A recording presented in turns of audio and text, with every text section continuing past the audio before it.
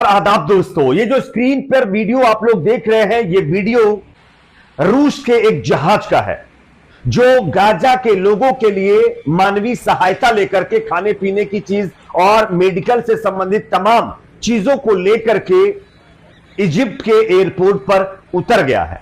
ये फिलिस्तीनियों के लिए, गाजा के लोगों के लिए एक अच्छी खबर है कि रूस ने अपनी पहली खेप फिलिस्तीनियों के लिए सहायता वाली भेज दी है। आगे ये पूरा वीडियो हम आपको दिखाएंगे। साथ ही साथ हमास और इजराइल के बीच जो संघर्ष चल रहा है, इसको लेकर के अब इजराइल के खिलाफ हिजबुल्लाह ने बहुत बड़ा ऐलान कर दिया है। खबर यह सामने आ रही है कि हिजबुल्लाह ने अब इजरायली सेना को टक्कर देने के लिए अपने एंटी टैंक कमांडो को मैदान में उतार दिया है, जिसके बाद इजरायली सेना में माहौल काफी बेचैनी वाला बताया जा रहा है। इसकी जानकारी भी आगे आपको देंगे। साथ ही साथ हमास और इजराइल के बीच चल रहे संघर्ष में कई और अपडेट सामने आ रहे हैं, उसकी भी अपडेट देंगे। उससे पहले एक छोटी सी रिक्वेस्ट करेंगे, आपको क्या लगता है दोस्तों, जिस तरह से बेकसूर गाजा फिलिस्तीन के लोगों को इजराइल निशाना बना रहा है, क्या इसके खिलाफ इजराइल के ऊपर कार्रवाई होनी चाहिए? कमेंट सेक्शन में अपना फीडबैक जरूर दीजिए। इस वीडियो को लाइक, चैनल को सब्सक्राइब जरूर कर लीजिए। सबसे पहले मैं आपको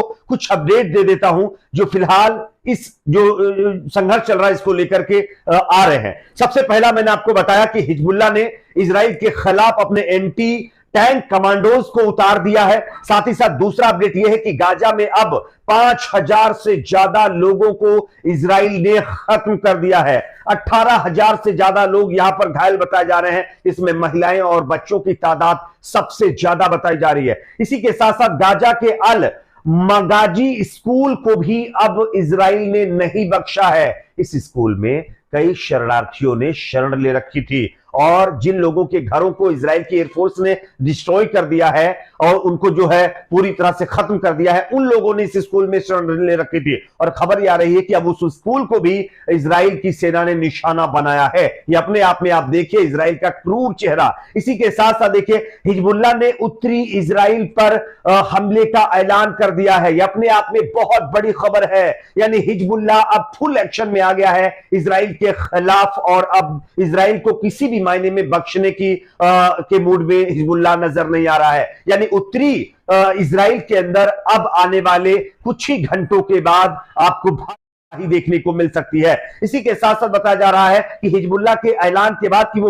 उत्तरी गाजा में, उत्तरी इजराइल में हमला करेगा, इसके बाद इजराइल ने अपने जो बॉर्डर का एरिया है लगभग 5 किलोमीटर तक के एरिया के गांवों को खाली करा दिया है। इसी के साथ साथ खबर आ रही है अब इजराइल के खिलाफ स्पेन की मंत्री का बड़ा बयान सामने आया है। स्पेन की एक मंत्री ने यह कहा है कि जो कुछ भी इजराइल की सेना गाजा में कर रही है, फिलिस्तीन के अंदर कर रही है, इसके खिलाफ पीएम नेतन्याहू के ऊपर कार्रवाई होनी चाहिए और नेतन्याहू को अंतर्राष्ट्रीय न्यायालय में पेश करने की भी मांग स्पेन की एक मंत्री ने की है। यानी कि स्पेन ने भी अब खुल करके इजराइल के खिलाफ अपना जो रुख है वो स्पष्ट कर दिया है। इसी के साथ साथ खबर आ रही है कई देशों ने अब इजराइल के जो राजदूत हैं उनको भगाना शुरू कर दिया है। खबर आ रही है कि मोरक्को और इजिप्ट ने इजराइल के राजदूतों को अपने देश से निकाल दिया है।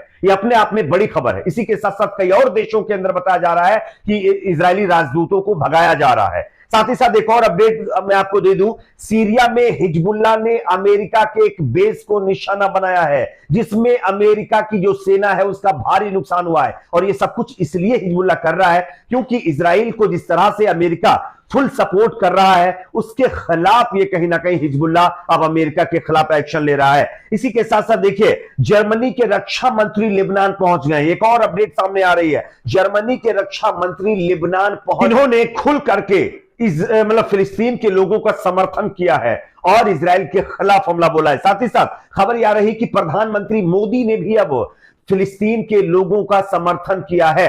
पीएम मोदी का क्या कहना है मैं आपको स्क्रीन के ऊपर दिखा रहा हूं, यह खबर आप देख सकते हैं। पीएम मोदी ने कल जो है फिलिस्तीन के जो मतलब प्रेसिडेंट है मोहम्मद अब्बास, उनसे बातचीत की है और उन्होंने इसको लेकर के एक्स यानी जो पहले ट्विटर था उसके ऊपर पोस्ट करके ये बताया है कि उन्होंने राष्ट्रपति महमूद अब्बास से बात की है जो फिलिस्तीन के राष्ट्रपति हैं। इस बातचीत के दौरान पीएम मोदी ने गाजा के अल अहली अस्पताल में नागरिकों को लेकर के जो क्षति हुई है उस पर अपनी संवेदना व्यक्त की है। पीएम मोदी ने इस दौरान स्पष्ट किया है कि भारत फिलिस्तीन के लोगों के लिए मानवीय मदद जारी रखेगा। क्षेत्र में जिस तरह से माहौल बिगड़ रहा है उसको लेकर के भी पीएम मोदी ने अपनी चिंता जाहिर की है। तो ये अपने आप में कहीं ना कहीं एक बड़ी खबर है। जो प्रधानमंत्री नरेंद्र मोदी अभी तक इजराइल के समर्थन में खड़े हुए थे, उन्होंने अब फिलिस्तीनियों के समर्थन में पहला बयान दिया है और उन्होंने स्पष्ट कह दिया है कि फिलिस्तीनियों के लिए जो मदद भारत से पहुंच रही है वो लगातार हम जारी रखेंगे।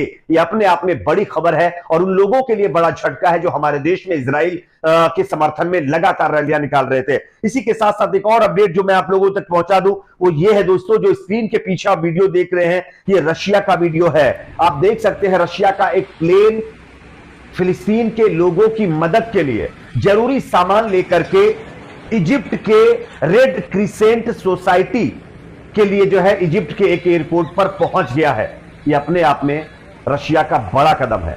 रशिया ने पहले ही कह दिया था कि वो 27 टन जो मानवीय सहायता है वो फिलिस्तीन को देना चाहता है और फिलिस्तीन तक ये कैसे पहुंचेगी, ये इजिप्ट के जरिए। जैसा कि आपको पता होगा रफा बॉर्डर खोलने के लिए इजराइल राजी नहीं था, लेकिन अब राजी हो गया है और इसके बाद अब रूस ने 27 टन में पहली खेप फिलिस्तीनियों के लिए मदद के तौर पर भेज दी है, जिसका वीडियो मैंने आपको दिखा दिया है। इसी के साथ साथ एक और अपडेट मैं आप लोगों को दे देता हूं दोस्तों। खबर यह आ रही है कि अब इजराइल ने जिस तरह से फिलिस्तीन के अंदर एक हॉस्पिटल पर किस तरह की कार्रवाई की आप लोगों ने देखा होगा। 500 से ज्यादा लोग इसमें खत्म हो गए और इस क्रूर घटना का जो आरोप है वो हमास के ऊपर इजराइल ने लगा दिया। लेकिन इसको लेकर के अब जो खुलासा हुआ है इसमें इजराइल की पोल खुल गई है। मैं आपको खबर दिखा रहा हूं, आप देख सकते हैं। इजरायली सेना ने हमें बैप्टिस्ट हॉस्पिटल को खाली करने को कहा था और चेतावनी दी थी, अगर खाली नहीं की गई तो हॉस्पिटल में एयर स्ट्राइक की जाएगी। ये दरअसल जो हॉस्पिटल को चलाने वाले लोग हैं उनकी तरफ से कहा गया है। यह अपने आप में एक चौंकाने वाली खबर सामने आ रही है, आप देख सकते हैं। लेकिन उसके बावजूद भी अभी भी इजराइल मतलब जो है झूठ बोल रहा है और यह कह रहा है कि उसने हॉस्पिटल पर कोई कार्रवाई नहीं की है, जबकि आप देख रहे हैं कि हॉस्पिटल की अथॉरिटी वाले लोग भी यही कह रहे हैं कि इजराइल ने पहले ही चेतावनी जारी की थी। जबकि इजराइल के कई नेताओं ने इस पर ट्वीट भी किया था और यह कहा था कि इजराइल की एयर डिफेंस जो है ने फिलिस्तीन के अंदर एक हॉस्पिटल को निशाना बनाया है। उसके बाद जब पूरी दुनिया में इनकी निंदा होने लगी तब इनकी तरफ से जो ट्वीट किए गए थे वो डिलीट कर दिए गए। उसके बाद हमास के ऊपर इसका आरोप लगा दिया गया। खैर, इजराइल वैसे ही झूठा है, उस पर क्या यकीन कर सकते हैं। इसी के साथ साथ एक और बड़ी खबर आ रही है दोस्तों, आपको बता दें कि अब इजराइल की उल्टी गिनती शुरू हो गई है। खबर यह आ रही है कि जिस यूएई ने मतलब जो है इजराइल के समर्थन में पहले बयान दिया था, उस यूएई ने भी अब इजराइल के खिलाफ मोर्चा खोल दिया है और अब उसने एक बड़ी बैठक बुलाई है, जिसके बाद इजराइल के ऊपर कई कड़े प्रतिबंध लगाए जा सकते हैं। ऐसी भी खबर सामने आ रही है। आपकी इस पर क्या राय, कमेंट सेक्शन में जरूर बताइए। वीडियो को लाइक शेयर करेंगे, सब्सक्राइब